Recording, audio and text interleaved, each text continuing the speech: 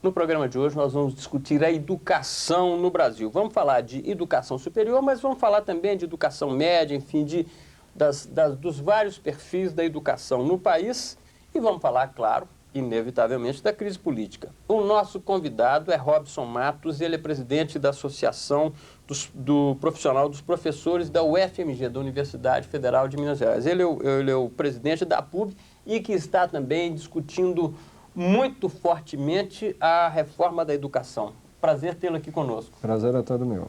E antes da gente dar um diagnóstico, de eu te pedir um diagnóstico sobre a educação no Brasil, eu queria te pedir para fazer uma rápida análise sobre essa crise política muito profunda que acontece hoje. Bom, é lamentável. O mínimo que se pode dizer é que ninguém esperava que o nosso parlamento chegasse a tal ponto, a tal nível de corrupção. A gente defende que todas essas denúncias devem ser apuradas a fundo para que o país não pare com essa crise. É importante que todos aqueles bons projetos dentro do Congresso sejam levados a cabo.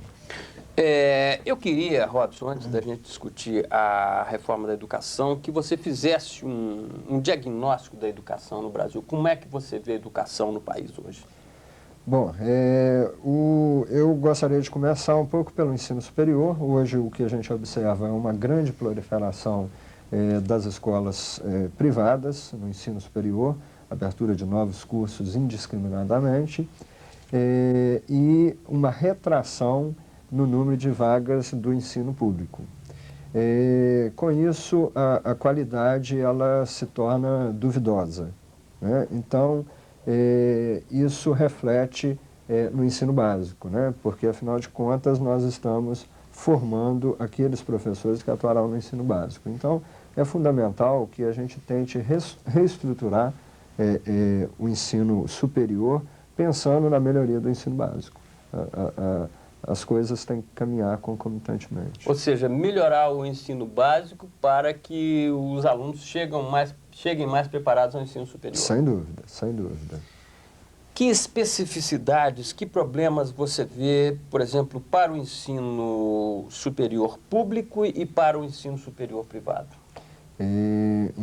Você diz em que sentido? No sentido no geral. Quais os principais desafios aí no curto e médio prazo para o ensino público e para o ensino privado no país? Eu acho que o grande desafio é o controle do ensino privado no país. Ele precisa ser regulamentado, ele precisa ter um controle do Estado e precisa funcionar como uma concessão do Estado. Isso é inevitável e essa vai ser a grande batalha. Um segundo ponto muito importante é o aumento do financiamento. Não adianta querer um ensino de qualidade sem um investimento maciço dentro do setor público. Às vezes se observa, por exemplo, a UFMG fazendo pesquisas aí surpreendentes, muito boas, e por outro lado, daí a pouco a UFMG está sem dinheiro para pagar, por exemplo, a conta de luz. Exato. É isso que você fala também na necessidade do financiamento. Exatamente. Né? Você precisa do financiamento para que você consiga manter toda aquela estrutura de pesquisa que hoje a UFMG tem e que é uma instituição de excelência dentro do país, tanto no ensino quanto na pesquisa e na extensão. Essa dubiedade, é claro que tem também escolas privadas de muito bom nível no ensino superior em várias áreas, embora essa proliferação seja uma situação muito grave, principalmente em alguns setores como a medicina e o direito. Como é que você vê essa questão do ensino público e do ensino privado, por exemplo, na área básica, no ensino básico? Essa é uma outra coisa que a gente precisa combater ao máximo. Ninguém quer estatizar todo o ensino, mas é importante que todo aquele ensino privado seja um ensino de qualidade e que o ensino público, principalmente o médio, consiga competir em nível de qualidade com o ensino privado. No ensino superior, o que a gente vê é um ensino público de qualidade e um ensino privado, na grande parte, sem uma qualidade. E isso se inverte no ensino básico, né?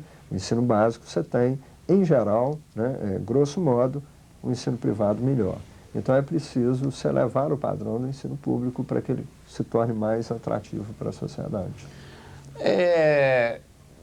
que é que você acha mais importante na reforma da educação que está sendo discutida por vários segmentos aí, universidades públicas, privadas, a PUB, a entidade que você preside, ministro da Educação, aliás, nós temos um novo ministro, eu queria uma palavrinha sua também sobre ele. Quais as principais necessidades para essa reforma da educação? Bom, existem alguns pontos que a gente vem elogiando muito dentro do anteprojeto de reforma do ensino superior que foi colocado pelo MEC.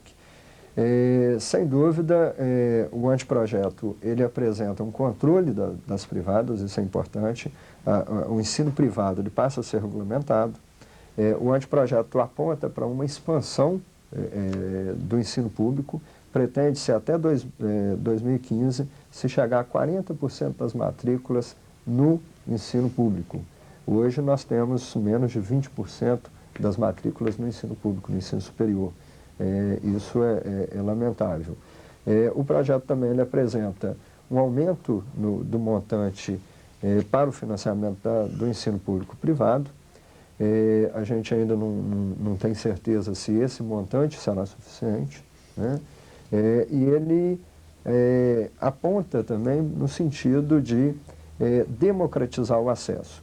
Ele cria formas de colocar a população mais carente dentro da universidade, né? Isso é extremamente importante, através de curso noturno ou de criação de cotas, e ele não só aponta para a democratização, como ele aponta para o mecanismo de manutenção desse estudante dentro da universidade. Não adianta você só jogá-lo lá, é preciso que ele se mantenha.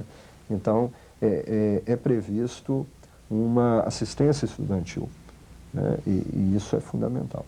No cenário anterior à crise, havia uma expectativa de que a reforma da educação fosse aprovada provavelmente no segundo semestre desse ano. Exato. E agora, com essa crise, com quase a paralisação do Congresso em função das CPIs, que são, claro, mais do que necessárias, você ainda imagina, ainda é possível trabalhar para que a reforma da educação seja aprovada esse ano? Bom, eu acho que o nosso papel vai ser pressionar ao máximo ao Congresso para que esse anteprojeto seja votado. Ele tem pontos muito positivos, tem alguns pontos que precisam ser melhorados, e esse embate se dará dentro do Congresso Nacional. Então, nós não defendemos que o Congresso paralise as CPIs para dar atenção a esse anteprojeto, mas também não queremos que esse anteprojeto fique parado dentro do Congresso por causa das CPIs. Então, é preciso que as duas coisas caminhem dentro do Congresso.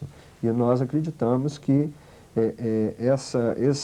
essa reforma do ensino superior é fundamental para o desenvolvimento do país. Até porque também, se a reforma da educação não for aprovada nesse segundo semestre, pode acontecer, ela pode ter muitas dificuldades no ano que vem, que é um ano eleitoral. Então, eu te pergunto o seguinte, pode haver um embate, uma discussão, pode haver muitas polêmicas durante essa fase final de discussão da reforma da educação no Congresso, por exemplo, entre representantes do ensino público e do ensino privado, quais as principais polêmicas que você prevê? Bom, a grande polêmica será o ensino privado contra o ensino público, não resta dúvida disso. Os empresários já têm se mostrado contrários ao anteprojeto da reforma, por quê? Porque lembrando que, claro, há empresários sérios também, há muitos que não são sérios, mas só fazendo essa ressalva. Exatamente, mas eu diria que a grande maioria, ela prefere trabalhar livremente, né? Sem um controle rígido do Estado. Sim. Né? E a gente acredita que só haverá qualidade a partir do momento que a educação funcionar como uma concessão do Estado, como é energia elétrica, como é estradas de rodagem, telefonia. Então, isso é muito importante. Um segundo embate que nós teremos é a questão do financiamento, porque o anteprojeto ele prevê uma ampliação do financiamento das universidades. Das universidades públicas. Públicas. Você está falando também da possibilidade de financiamento para as universidades privadas ou só para as públicas? Não, só das públicas, tá. Né? Inclusive, ele prevê a possibilidade de troca da dívida dos estados em investimento na educação. Então, esse vai ser um embate muito forte, porque esse embate se dará dentro do próprio governo. Será a educação contra a fazenda. Então, esse será um outro grande embate. E aí é preciso que a gente esteja preparado para isso. nós que defendemos aqueles pontos principais dentro do anteprojeto, nós que defendemos uma educação de qualidade dentro desse país, temos que estar preparados para fazer esse embate. Nós estamos terminando o primeiro bloco, mas eu ainda queria que você respondesse mais uma pergunta. Qual a sua expectativa se a reforma for aprovada em relação à qualidade do ensino, tanto na área pública quanto na área privada? Olha, eu acho que com a aprovação desse anteprojeto, nós passaremos a ter uma educação superior de qualidade, diria num curto prazo, tá?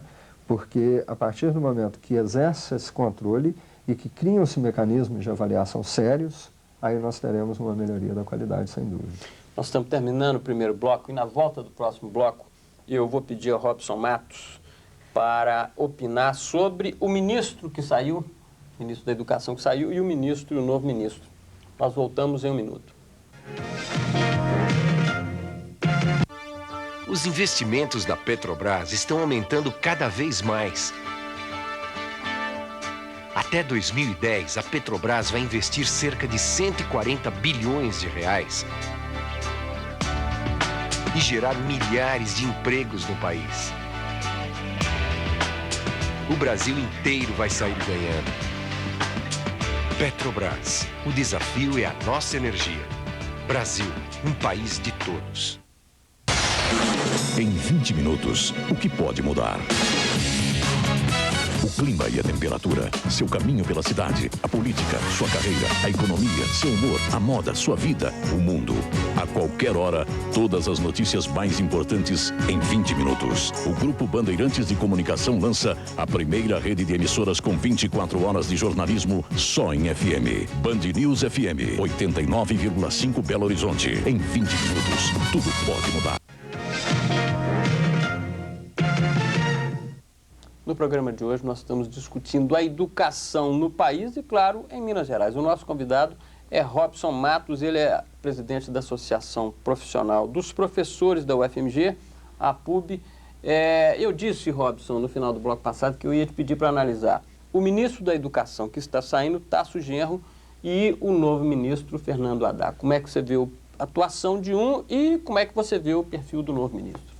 Bom, eu acho que nós devemos admitir que o ministro Tasso Genro surpreendeu a muitos por não ser da área da educação, ele é um advogado, e trouxe grandes avanços para o Ministério da Educação.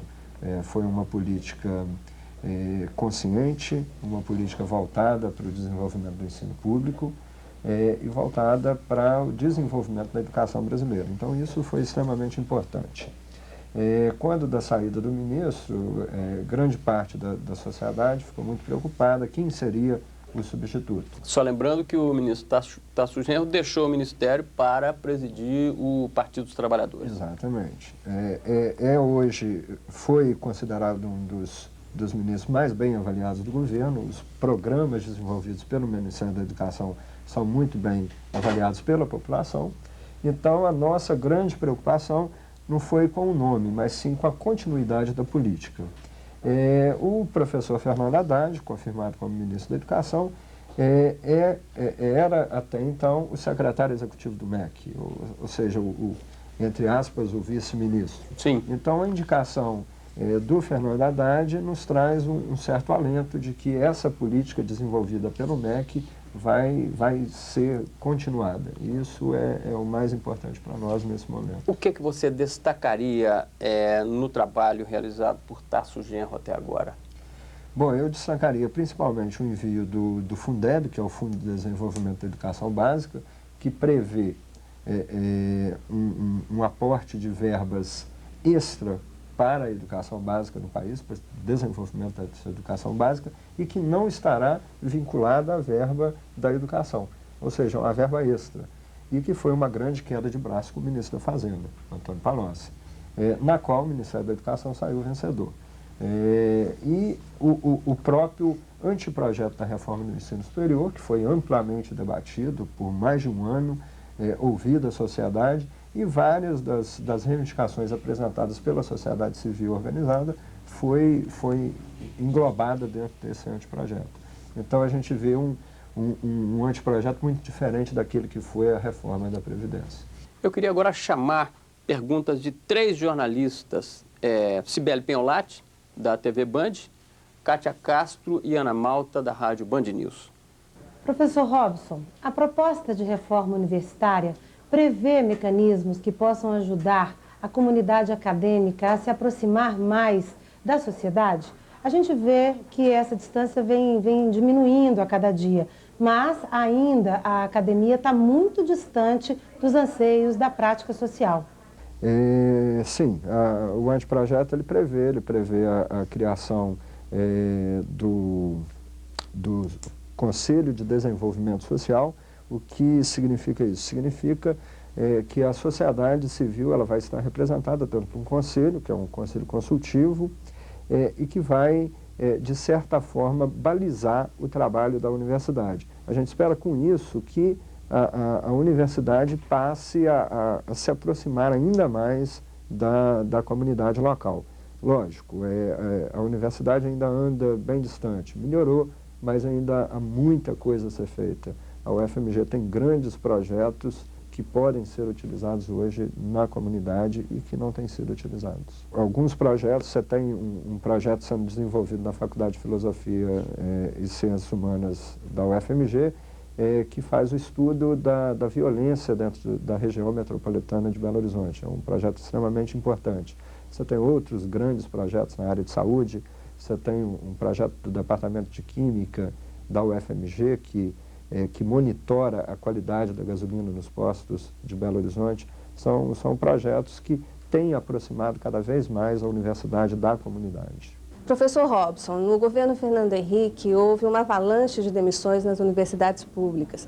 Como está a situação hoje? A situação das aposentadorias não foi só no governo Fernando Henrique Cardoso. No governo Lula, logo no começo do governo Lula, nós tivemos esse mesmo problema com a promulgação da reforma da Previdência. Vários professores preferiram aposentar para garantir alguns direitos. E com isso, o quadro das universidades diminuiu bastante. No governo Fernando Henrique Cardoso, a reposição desse quadro de docentes era mínima.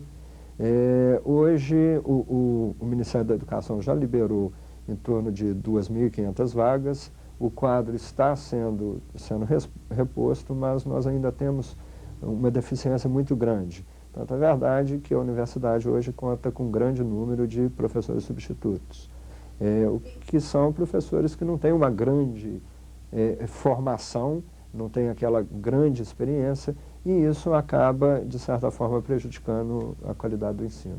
Boa noite, Luiz Carlos. Boa noite, professor Robson. Professor, no rastro dessa abertura indiscriminada de instituições de ensino superior, eu gostaria que o senhor fizesse uma análise dos cursos de pós-graduação que são oferecidos hoje. Eles também já se transformaram numa indústria? Quanto à questão da qualidade dos cursos de pós-graduação, é preciso que a gente separe um pouco o joio do trigo. Hoje, esses cursos de MBA que têm proliferado por todo o país, eles não são um curso de pós-graduação propriamente dito. Você tem o curso de pós-graduação estrito sensu e o curso de pós-graduação lato sensu. O estrito sensu é aquele mestrado e doutorado.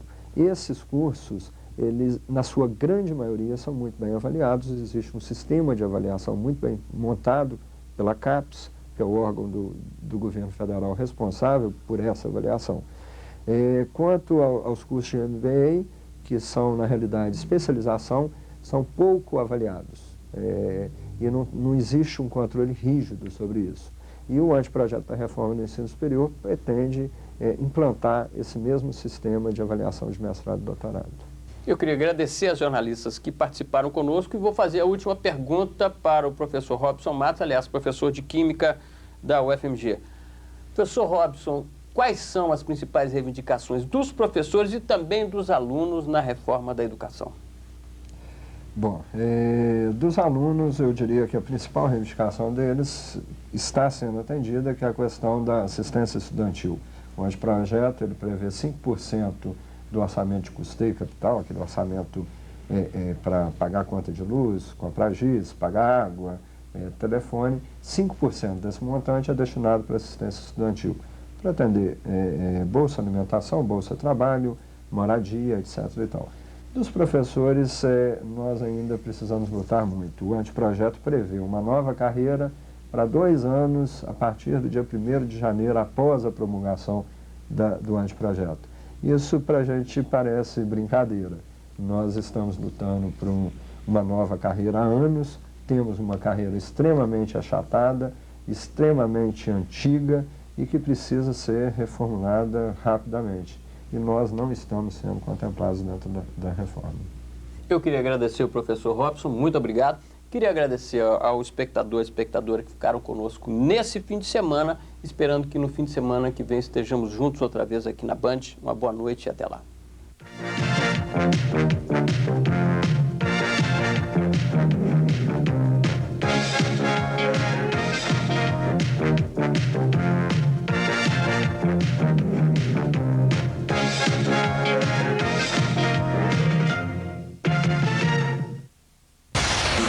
Em 20 minutos, o que pode mudar? O clima e a temperatura.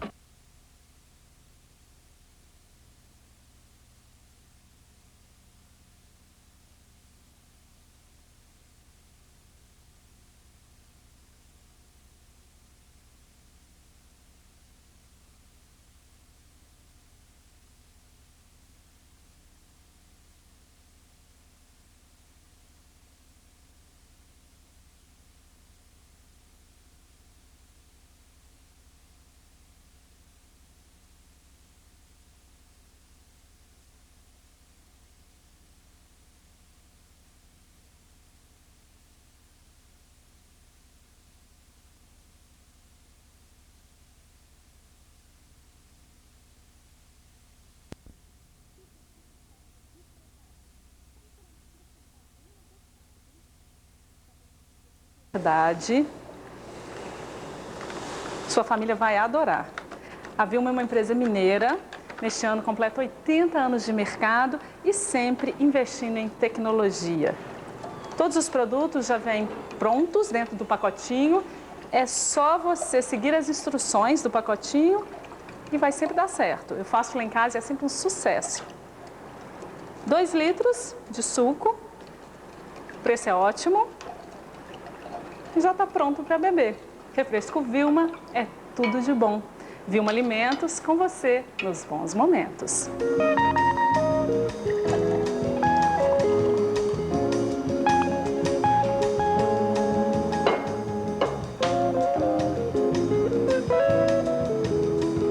Delícia, tudo de bom.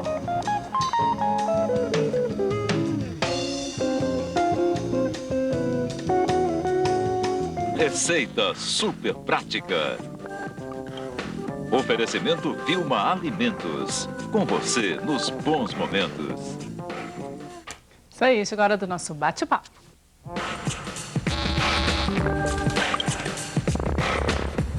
Educação, saúde, recreação para milhares de crianças carentes em todo o mundo. Neste bate-papo a gente vai conhecer o trabalho do Fundo Cristão para Crianças.